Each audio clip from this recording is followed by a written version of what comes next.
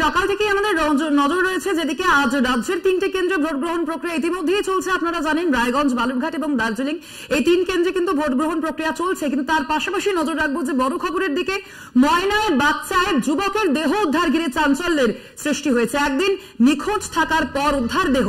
BJP কর্মীর পরিবারের ছেলে, এমনটাই দাবি করা হচ্ছে। এলাকায় ময়না থানার পুলিশ, অর্থাৎ একদিকে যেমন আমরা জানি যে আজ দ্বিতীয় দফার ভোট গ্রহণ প্রক্রিয়া চলছে, অন্যদিকে তমলুকের ময়নায় সেখানে কিন্তু ইতিমধ্যেই এক যুবকের দেহ মিলেছে। এবং আপনাদের জানিয়ে রাখি গুরুত্বপূর্ণ যে বিষয়, যে বিজেপি কর্মীর পরিবারের ছেলে বলে খবর। তমলুকের ষষ্ঠ দফা অর্থাৎ 25শে মে নির্বাচন রয়েছে এবং তার আগেই রীতিমতো উত্তপ্ত হয়ে উঠেছে ময়নার পরিস্থিতি। এ বিষয়ে আমরা আরো বিস্তারিত জানবো। ফোন লাইনে রয়েছেন আমাদের প্রতিনিধি সৌম্যজিৎ চট্টোপাধ্যায়। সৌম্যজিৎ, ঠিক কি অভিযোগ করা হচ্ছে? এই যুবকের পরিচয় ঠিক কি? দেখো স্বর্ণালী, এখন অব্দি যেটুকু জানা যাচ্ছে যে ময়নার যে বাগচা গ্রাম, সেই বাগচা গ্রামে দীনবন্ধু মিদ্যা ওরফে ধনঞ্জয় মিদ্যা, যার আনুমানিক বয়স হচ্ছে 22 বছর, তিনি কিন্তু গতকাল রাত্রেই তার দেহ মিলেছে একটি পান বরজ থেকে। সেখানে ঝুলন্ত অবস্থায় ওই যুবকের দেহ উদ্ধার হয় এবং গায়ে আঘাতের চিহ্ন রয়েছে। স্থানীয় বিজেপি যেটা জানাচ্ছে যে এটা একটা পরিকল্পিত খুন এবং এই খুনের খবর পেয়ে ময়না থানার পুলিশ ঘটনাস্থলে যায়। কিন্তু ঘটনাস্থলে ময়না থানার পুলিশকে ঘিরেই এলাকাবাসীরা বিক্ষোভ দেখাতে শুরু করে। স্বর্ণালী, সৌম্যজিৎ, এই বিষয়ে পুলিশ কি বলছে? দেখো, পুলিশ তার তদন্তের কাজ চালিয়ে যাচ্ছে এবং তোমাকে বলে রাখি, গত বিধানসভা ভোটের আগেই কিন্তু বিজেপি কর্মী ময়নায় খুন হন এবং লোকসভা ভোটের আগেও কিন্তু আবার বিজেপি কর্মী খুন নিয়ে কিন্তু যথেষ্ট উত্তপ্ত হয়ে রয়েছে এই মুহূর্তে ময়না। স্বর্ণালী, একদমই, অর্থাৎ এই পরিস্থিতিতে যথেষ্টই উত্তপ্ত হয়েছে ময়না। ধন্যবাদ তোমাকে সৌম্যজিৎ। আমরা কথা বললাম আমাদের প্রতিনিধি সৌম্যজিৎ চট্টোপাধ্যায়ের সঙ্গে।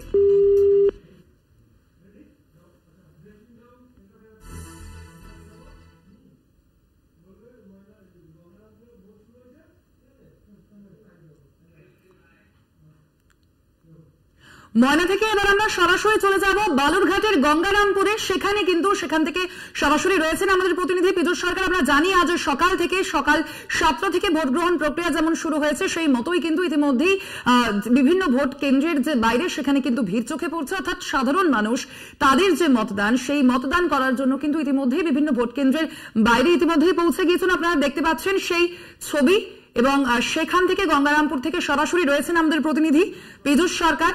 সরাসরি যাব পীযূষের কাছে। পীযূষ, আমরা জানি যে রাজনৈতিক নেতৃত্বরা তারা বারে বারে বলে আসেন যে ভোট গ্রহণ সকাল সকাল ভোট গ্রহণে অংশগ্রহণ করুন। সেক্ষেত্রে আজ গঙ্গারামপুরের সামগ্রিক ছবিটা ঠিক কি, যে বুথে তুমি ইতিমধ্যেই দাঁড়িয়ে রয়েছো?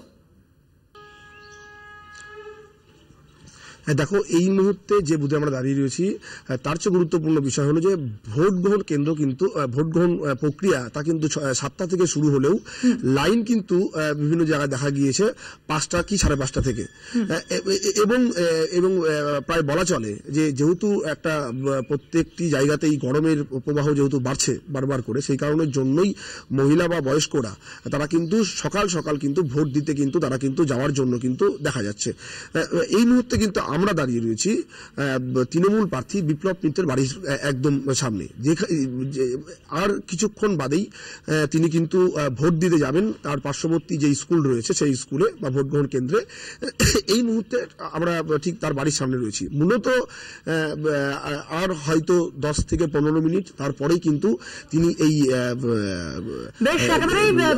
তুমি সেদিকে নজর রাখো। অবশ্যই আমাদেরও এই ভোট গ্রহণ প্রক্রিয়ার দিকে নজর থাকবে। তবে এই মুহূর্তে একটা সময় ছোট্ট বিরতির সঙ্গে থাকুন।